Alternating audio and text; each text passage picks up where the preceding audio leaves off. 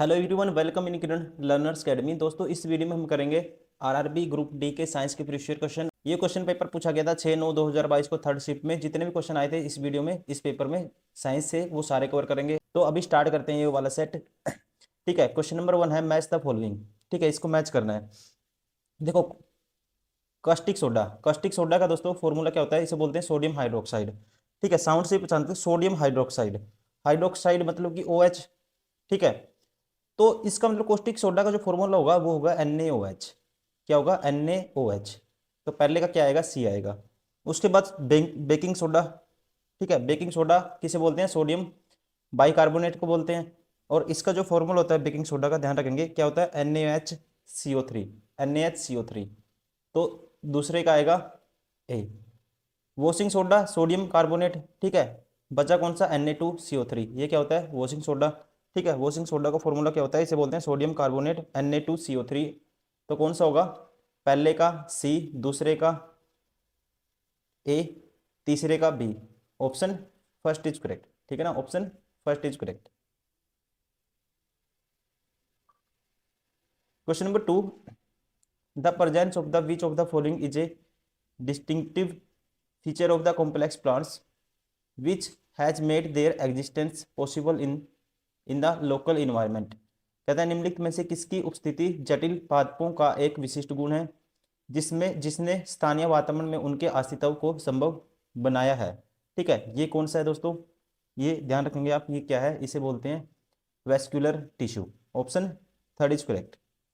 जो ये vascular tissue है, ये इंपॉर्टेंट रोल प्ले करता है।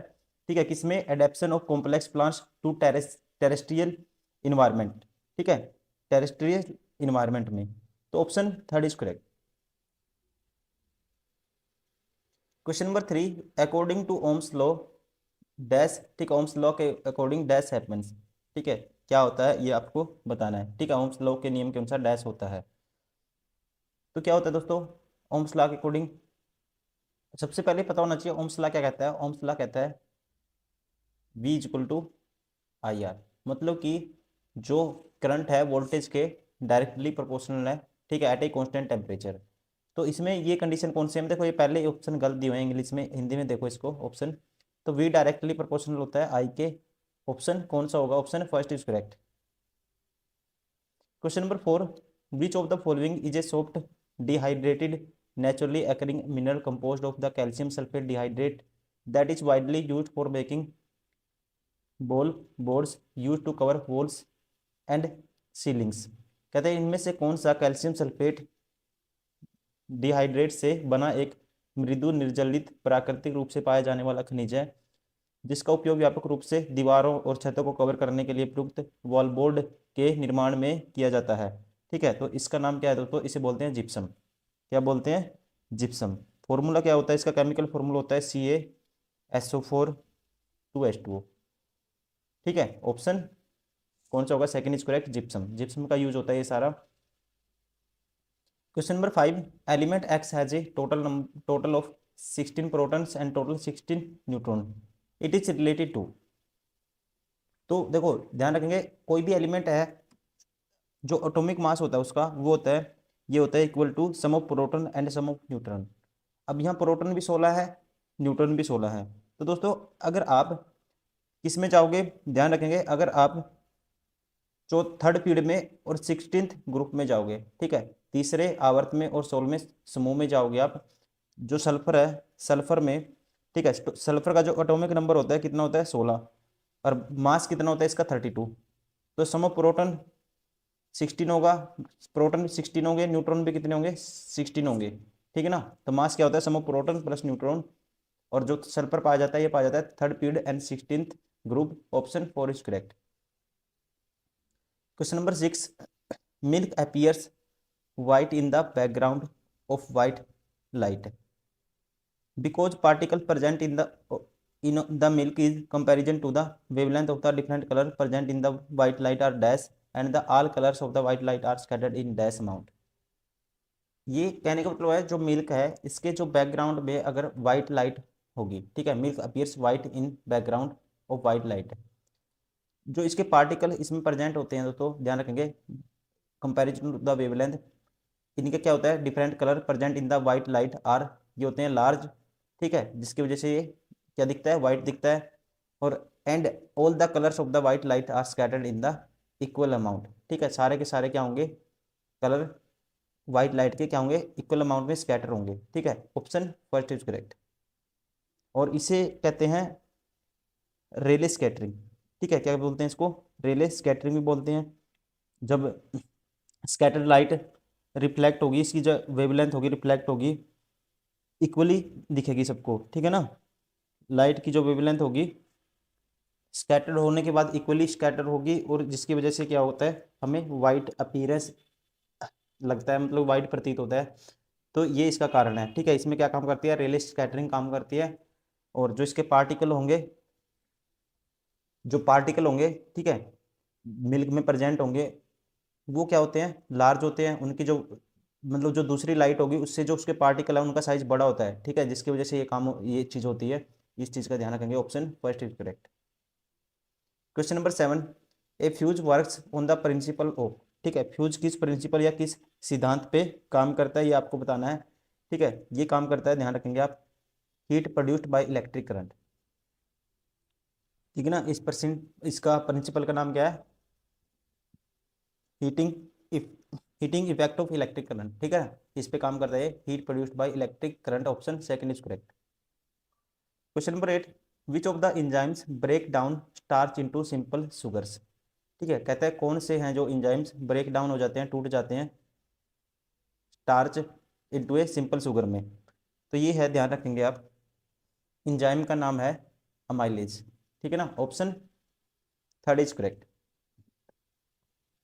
Question number 9, an object is placed at a distance of 40 centimetre on the principal axis of a convex lens of a focal length of 15 centimetre, the magnification produced by the lens will be dash and the image will be dash. देखो lens formula क्या होता है, lens formula convex lens की बात हुई है यहाँ पे, जो होता है 1/f बराबर है 1/v माइनस 1/u। अब डिस्टेंस ऑफ ऑब्जेक्ट क्या है, 40 सेंटीमीटर है दोस्तों, ठीक है, डिस्टेंस ऑफ ऑब्जेक्ट क्या है, 40 सेंटीमीटर है, तो यू तो नेगेटिव लेते हैं, ठीक है, और फोकल लेंथ है 1/15, और जो फोकल लेंथ लेंगे कॉन्वेक्स लेंस के लिए पॉजिटिव लेंगे, तो ये आएगा हमारे पास 1/15 1/v, और ये माइनस माइनस हो जाएगा प्लस, ठीक है, ऑब्जेक्ट लेते हैं नेगेटिव 1/15। अब यहाँ से, सॉरी ये था 1/50 तक 1/40 है, इस साइड आके माइनस होगा 1/15 माइनस होगा 1/40 बराबर है 1/v। एलसीएम क्या आएगा दोनों का, एलसीएम आएगा हमारे पास क्या आएगा, ये आएगा 120, 15 × 8 = 120 होता है, 40 × 120 होता है 1/v, तो ये आएगा 5/20 मतलब कि 1/24 1/v, तो v की वैल्यू यहाँ से क्या आएगी 24। अब आपको बताना है, ठीक है, इमेज का बताना है एक तो, और इमेज विल बी कैसी बनेगी, मैग्निफिकेशन बताना है पहले, तो मैग्निफिकेशन होता है दोस्तों हाइट ऑफ ऑब्जेक्ट, ठीक है, हाइट ऑफ इमेज HI बटे में हाइट ऑफ ऑब्जेक्ट, और ये होता है V/U होता है, इसमें V पॉजिटिव लेके चलते हैं, ठीक है, तो यहाँ से हाइट ऑफ क्या है इमेज, अब V/U, V की वैल्यू तो 24 है, M की वैल्यू आएगी हमारे पास, V की वैल्यू 24 है, और U की वैल्यू है दोस्तों, U नेगेटिव लेते हैं -40 हो जाएगा, तो ये आएगा 4×6 = 24, ये 10, 0.6 आएगा माइनस की। मैग्निफिकेशन नेगेटिव का मतलब क्या है, इमेज ऑब्जेक्ट से एक तो छोटा बनेगा और इन्वर्टेड बनेगा, पॉजिटिव आ जाता तो इरेक्ट बनता सीधा, ठीक है, तो इन्वर्टेड बनेगा पहला तो हो गया, और लेस देन 1 होगा, ठीक है, मैग्निफिकेशन लेस देन 1 है, और इमेज क्या बनेगा नेगेटिव मतलब इन्वर्टेड बनेगा, ऑप्शन फर्स्ट इज करेक्ट। कौन सा ऑप्शन ऑप्शन होगा, option first is correct. Question number 10, in A solar panels dash energy is converted into dash energy. तो क्या होता है दोस्तों, सोलर एनर्जी किस में कन्वर्ट हो जाएगी, इलेक्ट्रिकल एनर्जी में, ठीक है ना, option second is correct. Question number 11, N object is placed at a distance of 12 centimetre in front of concave mirror. ठीक है, ऑब्जेक्ट यू की वैल्यू है कितनी है, 12 है। It image is formed at a distance of 18 centimetre on the same side. Image भी left side में बनता है, वी की वैल्यू नेगेटिव पॉजिटिव बाद में देखेंगे कितनी है, मैग्नीट्यूड क्या है, 18 है। The focal length of the mirror is, देखो दोस्तों फोकल लेंथ निकालनी है हमें। अब 1/f किसके बराबर होता है, 1/f होता है 1/v प्लस 1/u। तो यहाँ से 1/18 1/18 प्लस 1/12, एलसीएम आएगा 18 12 का एलसीएम दोनों का क्या आएगा 36। तो ये आएगा 18 दूनी 36 और 12 तीन 36, 5/36 1/v। तो v की वैल्यू क्या आएगी यहाँ से, आप कहेंगे 36/5, 2 से ऊपर मल्टीप्लाई 2 से नीचे 72/10 7.2 आएगा। ठीक है, अब देखो कॉनकेव मिरर के लिए ऑलवेज एफ इज नेगेटिव, ठीक है ना, तो आएगा माइनस के 7.2 सेंटीमीटर नेगेटिव। और कॉन्वेक्स के लिए क्या लेते हैं, पॉजिटिव लेते हैं। यहाँ बात हुई है कॉनकेव मिरर की, तो ऑप्शन होगा माइनस के 7.2, option 4 is correct. Question number 12, consider the following statement related to the magnetic field. ठीक है, और बताना है which of the following statement is correct about magnetic field. पहला कहता है the relative strength of the magnetic field is represented by the degree of the closeness of the lines. ठीक है, तो मैग्नेटिक फील्ड की जो स्ट्रेंथ डिपेंड करेगी दोस्तों, जितनी क्लोज होंगी मैग्नेटिक लाइंस, ठीक है, तो मैग्नेटिक फील्ड इस पर डिपेंड करती है, इतना ही ज़्यादा होगा। पहला ठीक है, magnetic field lines consist of magnitude and have no direction, which of the statement is incorrect. ठीक है, ये कहता है magnetic field consist of magnitude and have no direction, direction होती है दोस्तों, ठीक है, क्या होती है, डायरेक्शन होती है, कहता है डायरेक्शन नहीं होती।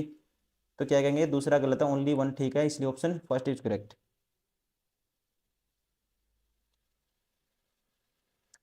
13 में बताना है हमें टोटल नंबर ऑफ एटम, आसान क्वेश्चन है। देखो आयरन F3 है, आयरन 3 हो गए, ऑक्सीजन 4 हैं, और हाइड्रोजन किसने दोस्तों, 4 दूनी 8, 8 और 7 टोटल एटम हो गए हमारे पास 15। ठीक है, option first is correct. Question number 14, which gas is releasing during the burning of natural gas CH4। ठीक है, कहता है प्राकृतिक गैस मीथेन के जलने के दौरान कौन सी गैस निकलती है। तो ये कौन सी निकलती है, carbon dioxide, option second is correct. Question number 15, which of the following is not a metalloid. कहते हैं निम्नलिखित में से कौन उपधातु नहीं है। ठीक है ना, मेटलॉइड क्या होते हैं, जो ना तो मेटल में आते हैं ना ही नॉन मेटल में आते हैं, बीच के होते हैं, ठीक है, दैट इज कॉल्ड मेटलॉइड। तो यही बताना है कौन सा इसमें से मेटलॉइड नहीं है। ठीक है दोस्तों, जो सेलेनियम है ये क्या है, नॉन मेटल में आता है, ठीक है ना, किस में आता है, नॉन मेटल में आता है। और जो ये सारे के सारे मेटलॉइड में आते हैं, सिलिकॉन, एंटीमनी, आर्सेनिक, ठीक है ना, ये सारे किस में आते हैं, इसमें सिलिकॉन हो गया, बोरॉन भी हो गया, जर्मेनियम हो गया, ठीक है, टेल्यूरियम हो गया, एंटीमनी हो गया, ये सारे आते हैं मेटलॉइड में। ये क्या है, नॉन मेटल में आता है, option 4 is correct. Question number 16, which of the following is a combination reaction.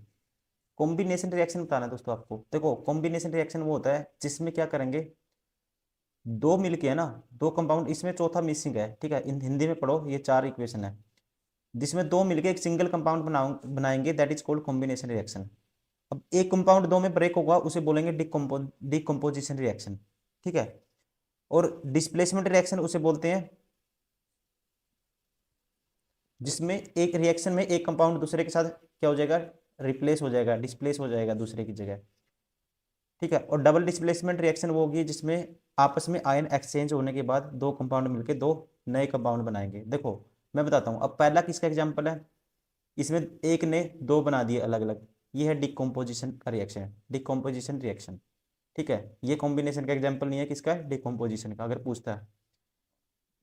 यह मैग्नीशियम है, ये 2HCl है दोस्तों। यहाँ पे क्या हुआ, अब मैग्नीशियम ने, ठीक है, इसको डिस्प्लेस कर दिया, तो ये है डिस्प्लेसमेंट रिएक्शन का एग्जाम्पल, ये है डिस्प्लेसमेंट।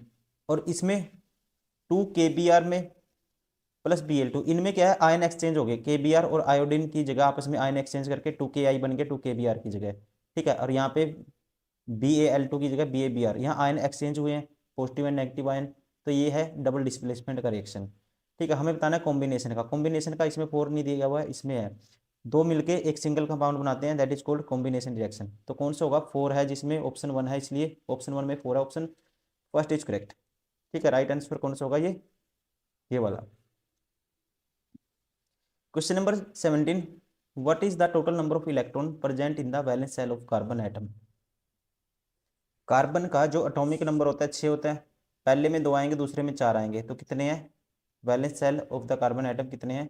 ठीक है, वैलेंस शेल में है 4 electron, option 4 is correct. Question number 18, an object is placed on the principal axis at a distance of 30 centimetre in front of concave mirror. ठीक है, और फोकल लेंथ कितनी है दोस्तों, 15 centimetre, it's image will be formed, image बतानी है हमें। देखो, अब ऑब्जेक्ट कॉनकेव मिरर के केस में ये जो फोकल लेंथ है ना, ऑब्जेक्ट की दूरी है डबल है इसकी, तो इसका मतलब हम कहेंगे ये है मान लो कॉनकेव मिरर, ये बोलते हैं प्रिंसिपल एक्सिस इसको। ठीक है, ये फोकस है 15 मीटर पे, और यहाँ से 30 मीटर पे कौन है, ऑब्जेक्ट है। तो ये तीसरा पॉइंट सेंटर ऑफ कर्वेचर। तो ऑब्जेक्ट अगर सेंटर ऑफ कर्वेचर पे है ना दोस्तों, 30 सेंटीमीटर होगी ये, तो ऑब्जेक्ट कहाँ है, सेंटर ऑफ कर्वेचर पे। तो इमेज भी ध्यान रखेंगे कहाँ पे बनेगा, 30 सेंटीमीटर पे बनेगा ऑब्जेक्ट भी। इमेज भी कहाँ बनता है फिर, सेंटर ऑफ कर्वेचर पे बनता है कॉनकेव मिरर के केस में, अगर ऑब्जेक्ट कहाँ होगा। ठीक है, सेंटर ऑफ कर्वेचर पे होगा, इमेज भी कहाँ बनेगा, सेंटर ऑफ कर्वेचर पे, ऑप्शन सेकंड इज करेक्ट। ठीक है ना, 30 सेंटीमीटर।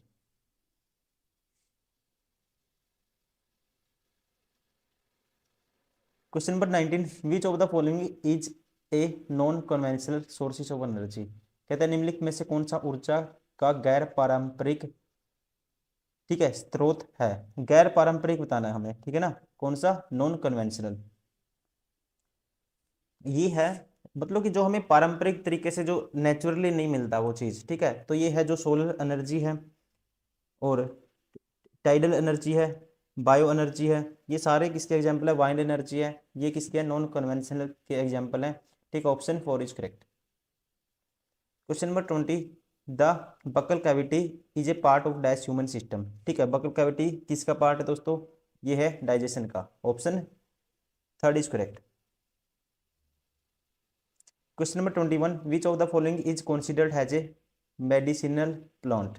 ठीक है, मेडिसिनल प्लांट इनमें से कौन सा है, औषधीय पौधा जिसे बोलते हैं हम, वह बताना हमें कौन सा है। तो कौन सा है दोस्तों, इसका यूज करते हैं हम औषधि के लिए, नीम का। ठीक है, option 3 is correct. Question number 22, atmospheric pressure and the rate of the transpiration are depend on each other. कहते हैं वायुमंडलीय दाब दाब, ठीक है, एटमॉस्फेरिक प्रेशर और वाष्पोत्सर्जन, ठीक है, कहेंगे रेट ऑफ ट्रांसपीरेशन डिपेंड की दर एक दूसरे के डैश होती है। ठीक है, एक दूसरे के ये क्या होती है ये बताना है, ये होती है इन्वर्सली प्रोपोर्शनल। ठीक है ना, ऑप्शन सेकंड इज करेक्ट, व्युत कर्मानुपाती। Question number 23, what are the दो substances called which can be broken down या डिकम्पोज हो जाते हैं by the biological process.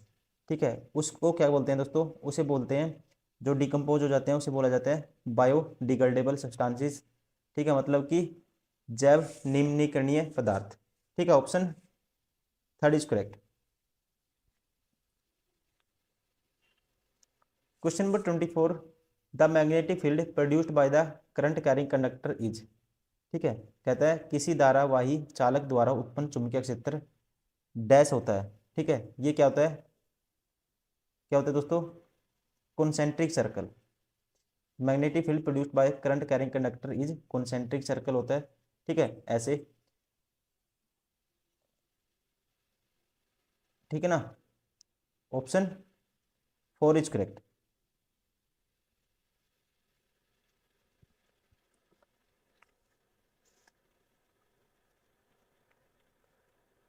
Question number 25, Neha is suffering from hyper acidity, which of the following compounds can be given to get relief from this. ठीक है, high acidity में कौन सा उसको रिलीफ पहुंचाएगा।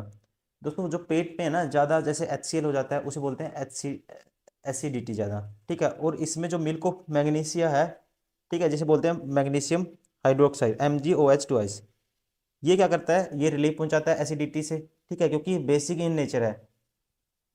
इसका यूज किया जाता है एज ए एंटासिड, मतलब एसिड के खिलाफ, ठीक है। तो कौन सा है इसका फॉर्मूला है, बता चुका हूँ, MgOH2, option second is correct. Question number 26, due to which of the following HIV infection does not occur in humans. कहते हैं निम्न में से किस कारण से मनुष्य में HIV का संक्रमण नहीं होता है, ठीक है। ये कब नहीं होता दोस्तों, HIV रोगी के साथ शौचालय साझा करने से, option third is correct. Sharing A toilet with the infected patient, ध्यान रखेंगे, ठीक है, इससे क्या होगा, ये संक्रमण नहीं बढ़ेगा, ठीक है। बाकी in child born to HIV positive mother, इससे होगा। थ्रू रिपीटेड ब्लड ट्रांस, इससे होगा। ये इससे पता है आपको, ब्लड से तो होगा ही होगा, ठीक है। शौचालय शेयर करने से नहीं होगा। HIV स्प्रेड्स थ्रू, कहते हैं HIV डैश से फैलता है। ये किससे फैलता है दोस्तों, ट्रांसफ्यूजन ऑफ कॉन्टामिनेटेड ब्लड से, ठीक है ना, दूसरी तरह के आदान प्रदान से, ऑप्शन सेकंड इज करेक्ट।